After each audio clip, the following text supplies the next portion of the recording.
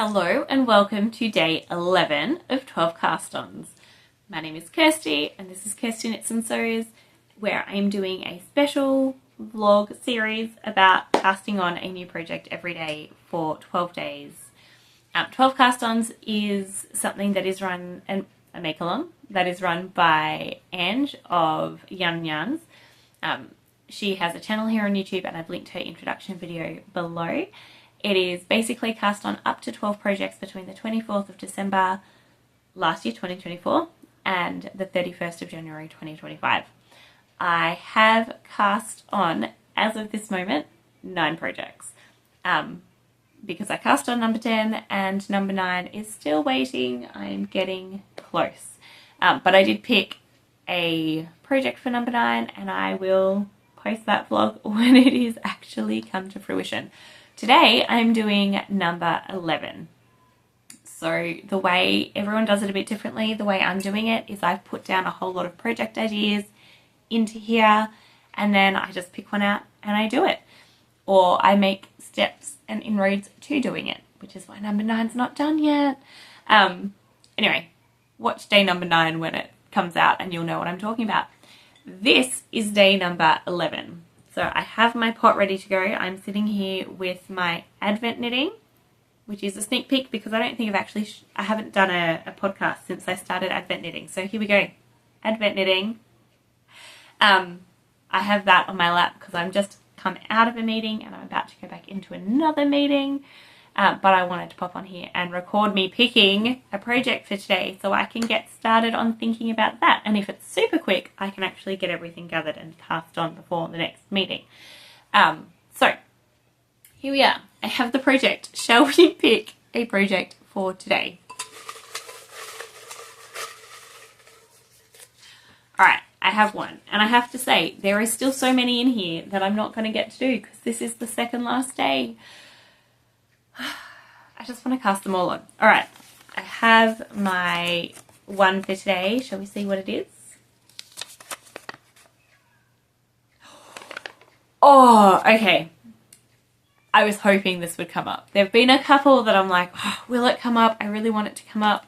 I was hoping that this one would come up. This is the Rose cardigan. It is a cardigan by Andrea Mary. I bought the pattern in one of her sales a few years ago. I have yarn. It is not caked up and it is I believe cable, definitely a textured pattern cardigan. So I'm not going to be able to cast on before my next meeting, which starts in 5 minutes. But I will be able to cake up the yarn and cast on at some point this afternoon. I don't know what needles or anything it needs, so I'm going to have to figure all that out. But I believe, I could be wrong, I believe the Rose cardigan, it's knit on the side. So you kind of knit the whole thing this way. I believe. It's been a while since I've looked at the pattern. I have the yarn all there ready. It is yarn I've dyed myself, so I'm looking forward to showing you that. I dyed a gradient of 3 colours and I fell in love with it. It's 3 pinks, light to bright pink. And I fell in love with it. And then I decided to do this cardigan and realised I needed a 4th one. So I found another one that I dyed that was similar and I've inserted that and I will show you that soon. Oh, I'm so excited to do the Rose cardigan and get this on the needles for this year.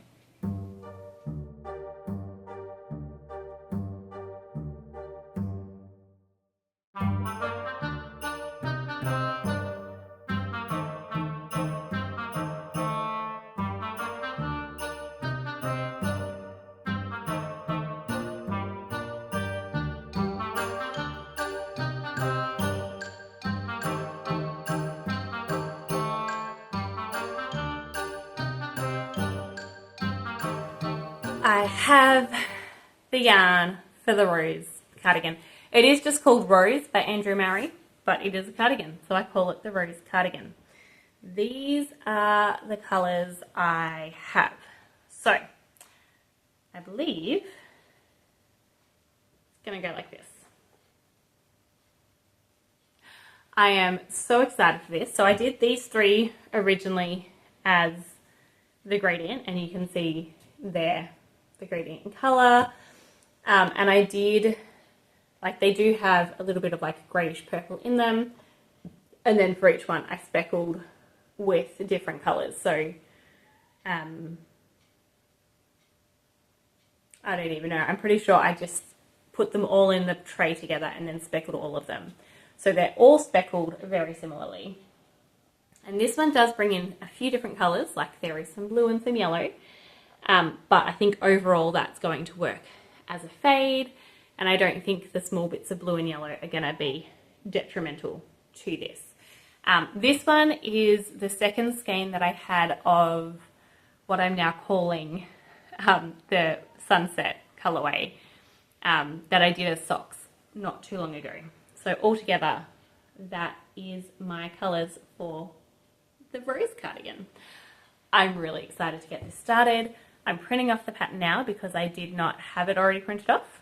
I went through a phase where I tried to print off all of the patterns that I had bought so I had physical copies and could go through them. Or that I printed off the ones that I was planning to start and never started. This one apparently I never printed off. So it's now printing off. And I'm going to go cake these up and figure out what I need needle-wise and get started. Funny story.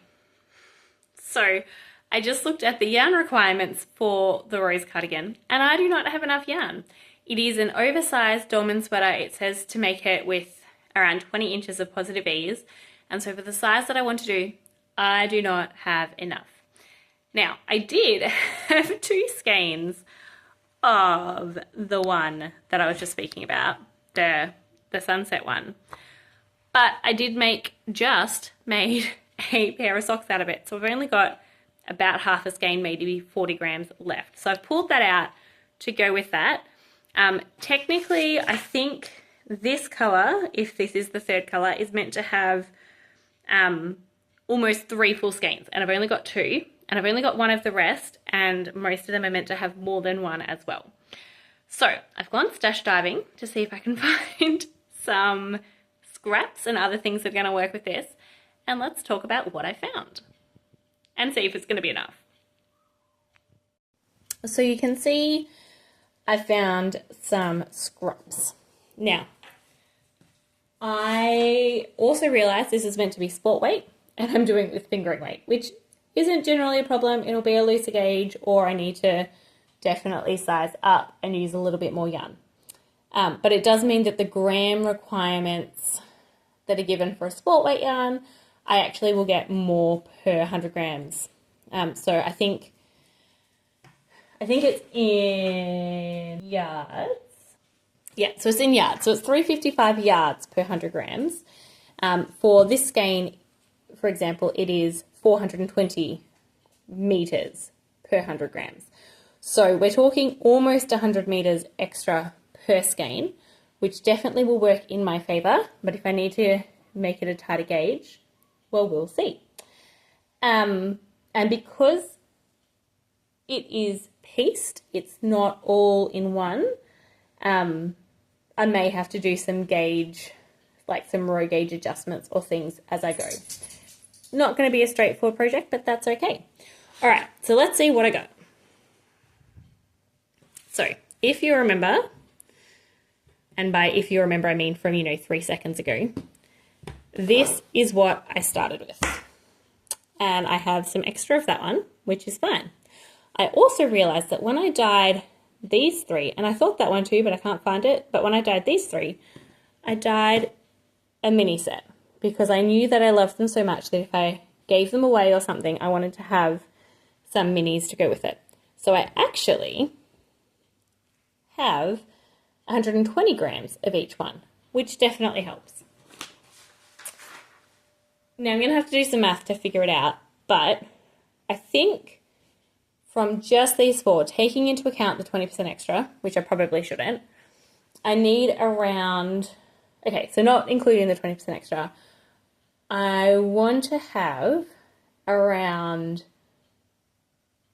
2,000 meters, just over 2,000 meters for the size I want to do.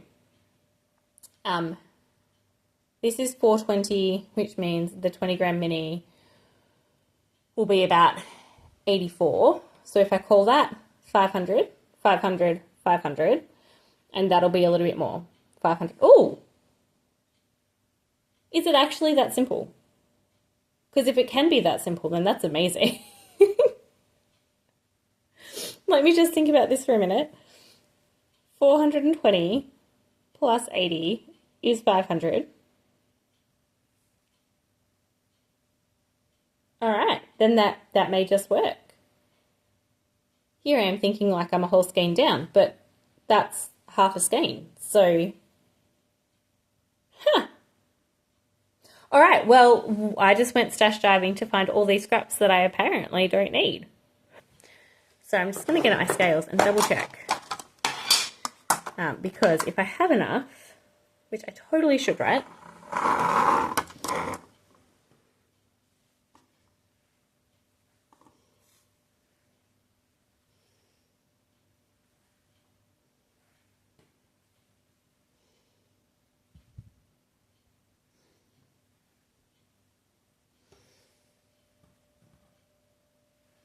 Actually, we might not use that one.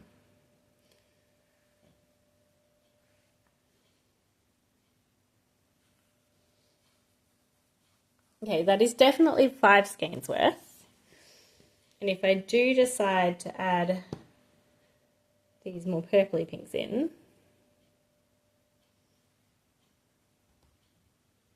that's 5.5. Yeah, I probably won't add that one. All right, 5.5. I'm going to double check my maths and see if that is good. So I have checked my math and I was a little bit off. I do have enough just, I think, from what I stacked onto that, including the third pink colour, I think, that my sister dyed.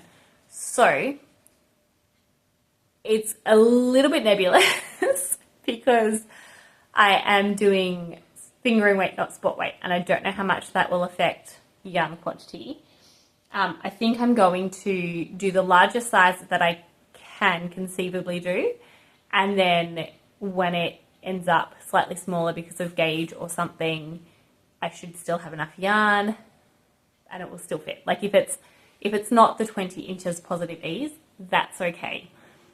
So I might do the larger size, but maybe put the needle down a size to get a yarn that I'm happy with the fingering weight yarn versus the sport weight yarn. So I will see how that goes. I realized when I said I should have enough with that, the 5.5 skeins worth, that is if all of the skeins are 420 meters instead of 400 meters, and if there was another one there. Oh, and minus the 10%. So I know Andrew Murray usually adds 10% to her estimations because everyone's gauge is different. And so I'm really bargaining that if I go down 10%, that I will actually have the right amount of yarn because it is spot on the 10%. So I'm just gonna cast and go for it. That is a lot, so I'm gonna go back and take a photo of the yarns laid out in the order that I want. And I'm also going to read through the pattern. So at the beginning, not giving anything away of the actual pattern, but Andrea Murray always has a page of notes at the beginning of her patterns. And the first one is, this is a more advanced pattern. With many instructions happening in tandem, it'll be an exciting adventure and one filled with joy if you take time to read through the notes and look over the pattern before getting started. So that's what I'm going to do. I don't normally read patterns before I get started, but because she does specify how it's knit, so it says flat from the cuff to the center of the body in 4 quadrants. There's 3 needle bind offs, there's mattress stitching, there's knitting separately and adding on at the end. Like it's not a straightforward simple knit, which is possibly why it's sat here in my I want to make for so long. But I'm gonna just go for it. I don't think I'm gonna, like she has things for how to adjust length and stuff because it is not just a top down type of sweater. But I'm just gonna have a bit of a go and see how it works. because it's done in quadrants, that means there's going to be a lot of yarn management, because if I'm knitting different quadrants at the same time, then that means like I have to read through the pattern, I'm guessing. But if it's quadrants, like front, back, back, and then they meet at the sleeve, does that mean I need my yarn into 4 sections so that I can knit half the sleeve? She did say flat, didn't she? Knit flat. Yeah. Okay, so that means like I need to have this half of the sleeve in one ball and then this half of the sleeve in another ball. I'm going to read through the pattern, which, like I said, it's kind of like gauge fletching. I just generally don't do it. But I'm going to read through the pattern and figure out what is going on in the hope that I can figure out how to best do yarn management, because she says you can do it in 4 colours or in 1 colour, but I currently have a lot more than 4. So I'm going to give it a squiz. Some of them are minis, so they're already separate, maybe. The other thing that I noticed, the collar is knit separately and then seamed on at the end. And from the look of this, the collar is the lightest colour. So I'm actually tempted to do that first out of the lightest colour and then see how much I have left to play with everything else. All right, I will be back.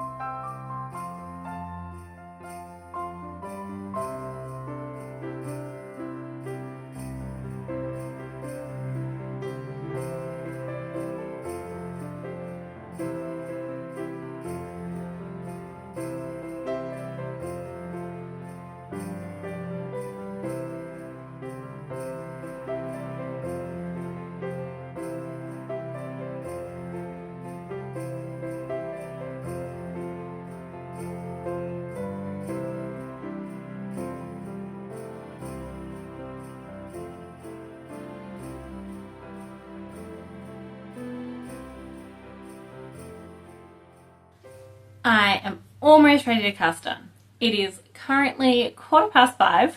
I'm in the middle of making dinner and I finally figured out how I'm going to approach this. So you will have seen lots of things about yarn and how much I have and how much I don't have and trying to figure out needle size and all that. Well, I've decided to go with the recommended needle size.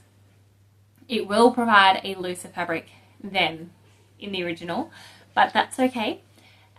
It is the size that Stephen West recommends for his shawls, and I've done a few shawls at that size and had quite a tight gauge, and because it's knitted flat, I think it'll be fine. If it was knit in the round, I would probably go down, because I do find that it's my tension is probably a bit looser then, but because it's knitted flat, I think it'll be fine to do that.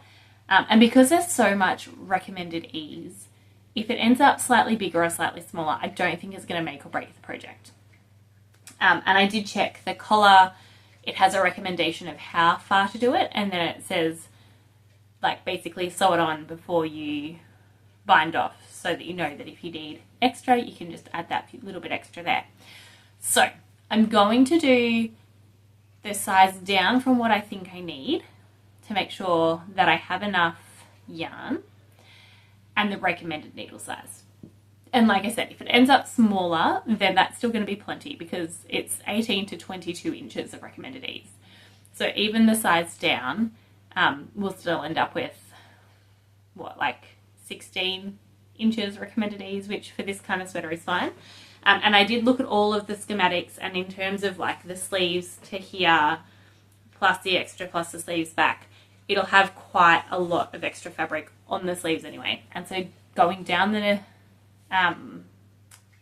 size will just mean hopefully that the sleeves are slightly shorter and have less extra bags on the sleeves.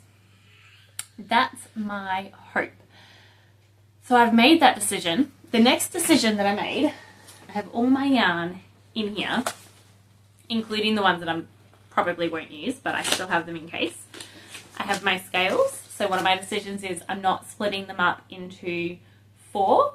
I'm going to knit until the pattern recommends and then have a look and see whether I want to start changing colour at that point or knit a bit further based on how much I've used already. So I have the scales here because I'm going to need them. I have the smaller needle size because I'm going to need it, and I've got my interchangeables for the larger size, which is still going to work. Whew. One more day. Do I have enough needles for it? My other thing is I've caked up both the big skein and the minis of each colour, and I'm going to use them interchangeably. The minis are generally a little bit darker because of the way that I dyed them, but I'm just going to assume that they're the same colour and use them interchangeably, with the exception of the first one. So because I have, because I had these 3 minis with this one, I'm actually going to do a little fade with these for for the bottom hem. So the way that it's knit in 4 parts, and then you come back and you do the cuffs, and you go back and you do the hem, and you go back and do the collar. So this is going to be the fade for the hem. I don't think I have quite enough, but that is where this one comes in. So that will be the final colour of the fade, and therefore the very bottom bind off part will probably be in the fuchsia. But that means that I have plenty of yarn. I can use the rest up in the body of the sweater or the cardigan, and then for this can do the fade for the bottom hem. But what it also means is that this one I'm also going to do for the cuffs, and that means aside from the collar, I have the rest of the yarn to do the whole body of the sweater. I think that's going to be easier rather than adding these in every quadrant, which will mean that I'm knitting, I don't know, like 3-4 grams per quadrant, and then trying to fade that as well, because there is a fade in terms of the progression of colours, but there's also a fade in the way that you knit the colours. So rather than trying to fade a couple of grams, it means that I have basically between 100 and 140 grams for each of the other colours, which hopefully will be enough. Like I said, I'm gonna start with this one. This is the darkest pink out of my 4 skeins. I'm going to start with this one, and the pattern says I need 100 grams of this, which is less meterage than this, for what I think would be the sleeves, and then coming back and doing the cuffs. Because I'm not going to do the cuffs, I'm probably going to knit a little bit more and see about when to add that fade in. I'm going to be playing yarn chicken at some point in this, but I would like to therefore use as much as I can early on, and it will just mean, I'll see if I can put the pattern up here again, or the picture up here again, but you'll see that it has like the dark on the sleeves, and then it gets progressively lighter until the center. It'll mean that it'll be darker towards the center still. So the very center will still be the lightest color, but overall it'll end up with a bit of a darker look. But I think that's just how it's going to have to be for my yarn chicken in this one. So a lot of decisions have been made. I am excited to cast this on. I need to go finish making dinner, put the kids to bed, and then tonight my plan is to edit day 7's Vlogmas, not Vlogmas, 12 cast-ons, because I haven't edited that yet. So it's to edit that and cast this on and fold a whole lot of laundry, because that's also running behind. Kids go back to school tomorrow, so I've got to make sure they've got everything that they need for that. Yeah, so we'll see how we go for my plans tonight, but if nothing else, I will cast on and knit a few rows just so that this is started. Yeah, it's interesting. This one I thought was going to be as simple as cake up the yarn and cast it on and maybe like move where the yarn markers were for the fade. It's been a lot more work than that, but that's okay. Yeah, so we'll see what tomorrow's one brings. But for today, the brain work is done for the most part. For the most part, the brain work is done. And so now I get to pick up the needles that I have and cast on. In fact, let's do that really quickly now.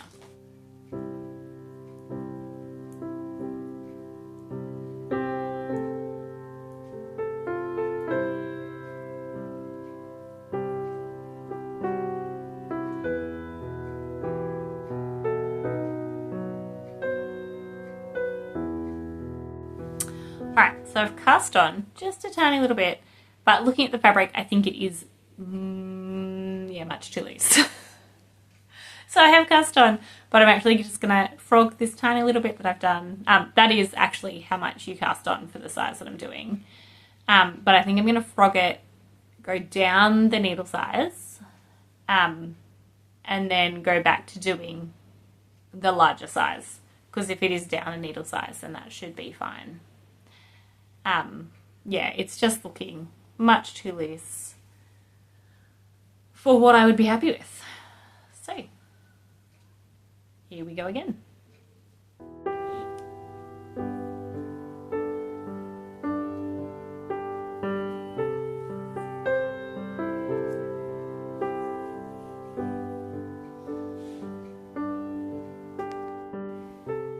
It is 9:35 p.m. I'm here to check in on day 11 of the 12 Cast-Ons 2025 and show you what I have gotten done. So today was it was a busy day. It was a chill day. We were at home all day, public holiday here in Poland. So the kids didn't go to school. Like I said before, they'll go back tomorrow. Yeah, so we played games, we decorated gingerbread biscuits, we watched a movie. It was a pretty good day. Did a lot of cleaning, tried out the new coffee machine that we're trying out for our friend, had a few coffees. Yeah, so I did get to start. Funny story, I started before, which I recorded starting, but when I started it, I then realized that I didn't like the fabric, so I took that out, changed to a 3.25 millimeter needle, which I'm much happier about the fabric with that. And the way that the pattern's written, Andrea has included a chart that tells you every pattern repeat is marked, but it tells you when you need to do an increased row, when you need to do the cable row for the cable, when you need to do a different type of increased row. There are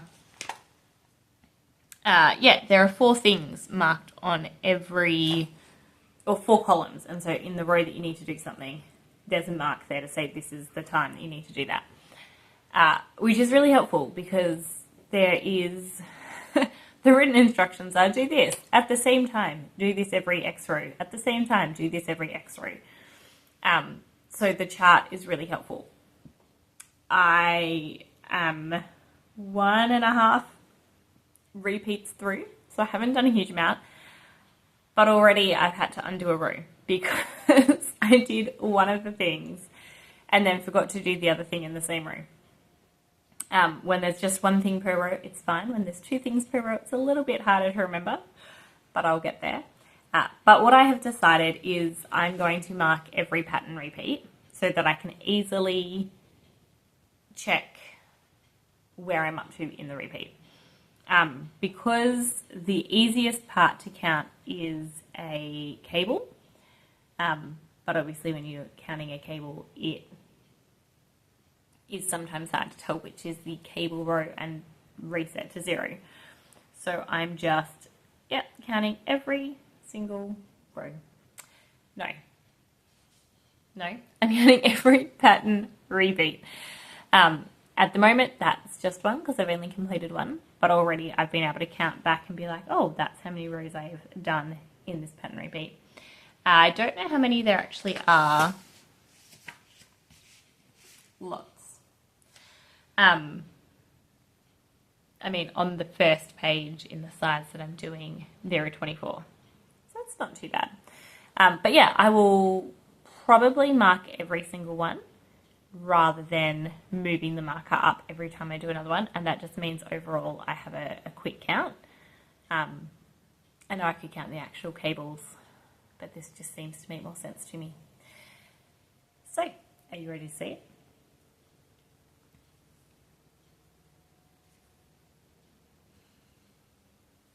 It's super tiny. It is fingering weight yarn. Like I said, I'm doing it a 3.25 millimeter needle. You can see my one little cable twist here and my stitch marker, and that's all it is. And that is 1/2 of the sleeve, because like I said, it's knit in 4 quadrants. So this is the back right quadrant. Yeah, very, very, very beginning of this cardigan. I so far have enjoyed it. There will be a lot of purling because the wrong side is knit and the right side is purl, but that means that I'm purling every other row. So it will take some time to do, but I'm just so happy that the decisions are made and that it's cast on. I think that has been a bit of a theme of this 12 cast-ons but it's good, right? Because I was planning to have everything in bags ready to go so I could just cast on. And I realized that that was going to be too much brain power. So picking it out of the pot and doing all the brain power stuff to get to the point of it having it cast on, I don't end up with a huge amount of knitting to show you by the end of the day, but I have started the project that I have been waiting to start for almost a year now. So I'm going to count that as a win. Like I said, it's late at night. I'm going to, well, late for me, time for me to start heading to bed. I'm going to put some washing away because I folded some washing this evening, and yeah, head to bed. I will see you tomorrow for the final day of the 12 Cast-Ons 2025. I can't even believe it. I've had such fun the last 12 days. Oh, the last 11 days. 12 days, because I took a day off. I have noticed that through doing this, I have reached over 500 subscribers. So welcome if you're new. But that means that my next regular podcast, I will be doing a giveaway. So if you're interested in that, make sure you hit subscribe so you get notified of when that comes out. But I will put another, I will do obviously day 12 of this first before I do the regular podcast. I'm excited to share all the things that I've been making over December and now into the first week of January. But for right now, I'm going to go to bed. I will talk to you tomorrow. Have a great day, night, wherever you are, whatever you're doing. Bye.